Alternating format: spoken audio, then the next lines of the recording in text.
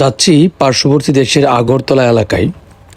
কয়েক মাস আগে সিকিম যাবার উদ্দেশ্যে ভিসা নিয়েছিলাম, কিন্তু অফিসিয়াল কাজে ব্যস্ত থাকায় আর যাওয়া হচ্ছিল না।